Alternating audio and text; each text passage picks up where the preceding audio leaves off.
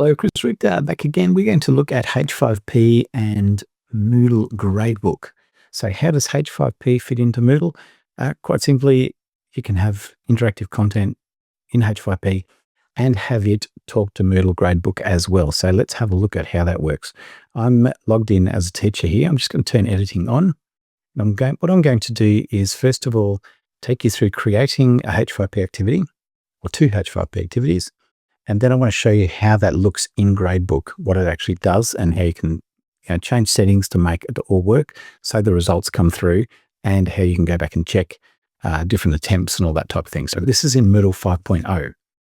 So let's jump into our activities and resources. We're going to go into H5P. And when we're in H5P, we're just going to call this task, or I'll call it H5P task 1. We need to go to the content bank in Moodle 5.0. And in here, we're going to create an activity. And in this case, it's going to be a question set. So I'll just call it task 1. And this is a question set, so it's got multiple questions in it. And we'll do the first one as multiple choice. So this will be multiple choice. Question 1, what is blue? And then the answer will be blue. This is just for us to be able to use this activity. So we'll just go blue, red, green. We'll also add another question. And this one can be a true, false. And for this one, so this is question 2. I'm just going to write in here true because the answer will be true. This is just for our benefit again. Another multiple choice. So this will be question number 3. What is 5? And we'll just put a 5 in there. 4, and another option. 3, another option. 2, another option. 1. Don't know why I need so many, but one more question. And this again will be a true, false. And just to make it more fun, this will be true, false question. This will be question number 4. And the answer for this one will be false, just to have it a bit different. And that's all we needed. Now, in the settings, we do have here, back up the top, a pass percentage. And this is the percentage of total scores required for passing the quiz. I'm going to make this 100, meaning that they have to pass all 4 questions before they can receive 100. And that's as a percentage. So remember that because we're going to use that later. Right, down the bottom and save. Did we give it a name? Yes, we did. We called it task 1, didn't we? Okay, back to our H5P page where we're entering that in. I'm just going to click here and go to the content bank and look for task 1. We'll select this file. Now, in the settings for the task, and this is inside our course now, if we go to H5P grade, you can see there we have a grade with a maximum of 100. So I'm going to leave it as 100 so it matches the 100. The grade to pass, we'll make that 100 as well. So they have to get them all correct to be able to pass.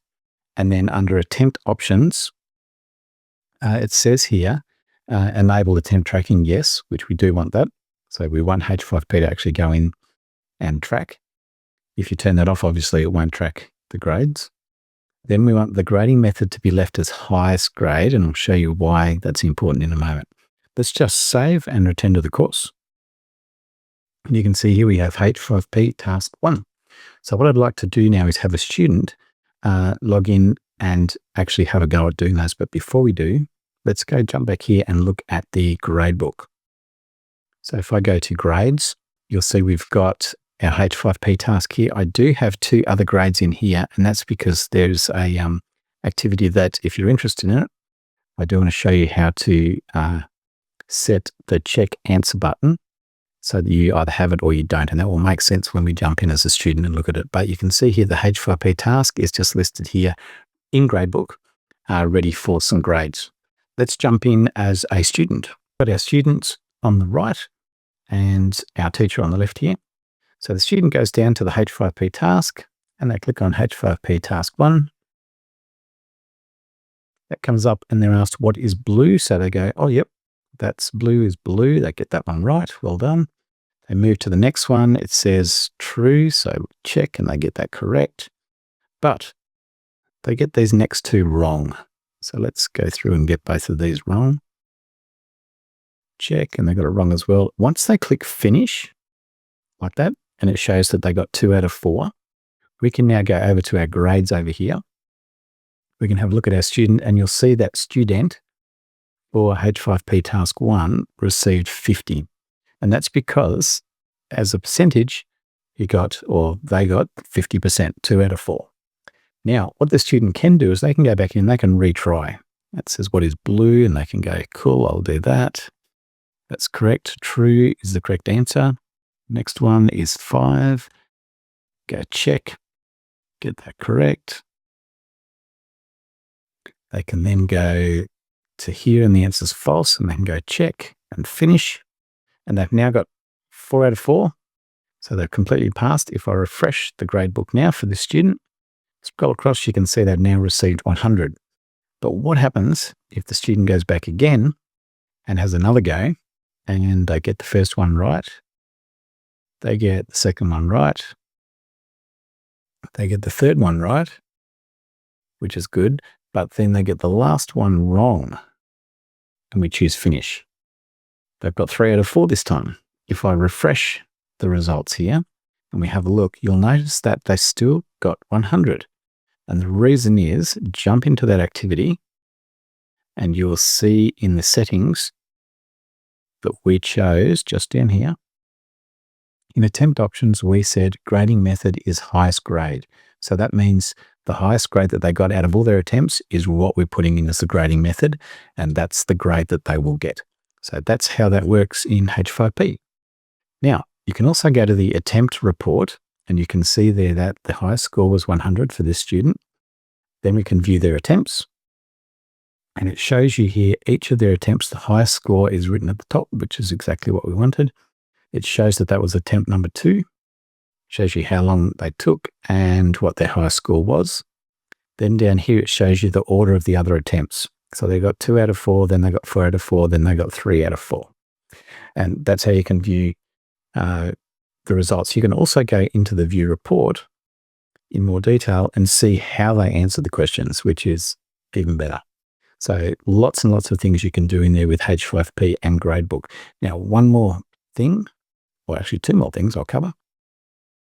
If we go back into our course and we add in a different type of activity, so if we go in here to H5P, so it's still a H5P one, and we'll just call this task 2. We go into our files, and what I'm going to do is add in just an accordion. And the reason for that, and I'll leave the settings as grade to pass. It doesn't matter. We can leave it blank because it's not going to matter anyway. Enable attempt tracking. We say no. If we left it as yes, there wouldn't be any attempt tracking anyway, because an accordion doesn't actually have completions where they answer true, false, yes, no, or there's any result that comes back. So even if we did put that in, it still wouldn't make any difference if we changed that setting there. So that's up to you. I find it better to say no and leave it at that, so that way the tracking doesn't happen. So we can save, return to the course. And now when the student goes in, there's task 2 there. They click on task 2 and it's just an accordion. There's no other interactions that happen with it that will be graded. If we go back to our teacher back here and look at our grades, you can see here that we have task 2 listed there with no result. So there isn't going to be a grade there because there isn't a grade that comes from it. So what you may want to do, because again, jump over to the student and go to grades, it will show in here that task 2 is in there and is empty, and the student will be wondering, why am I not getting a grade for that? So what you can do is go back here into Gradebook Setup and go down to the H5P task 2 just here, and in there, select hide, and that will remove that from view. But one other important thing to do is also to change the weighting to 0. And the reason for that is that now the grading and how the scores are graded for this student will now be weighted between the 3 activities that are actual activities and won't include that extra activity there. So if I just save that change, you can see there that the course total will be out of 300 from those 3, not including task 2. And if I go back to the student and refresh, you'll see now that task 2 has disappeared. They won't see that anymore. They don't need to know about it, and it's not part of their grading. So hopefully that has made some sense, and I helped you understand how Moodle treats H5P and how you can combine the H5P activities and their grade results into Gradebook, and also hide them if they're not necessary and not needed. So I hope that's really useful. If you've got any questions, please feel free to ask, and I will talk to you again soon.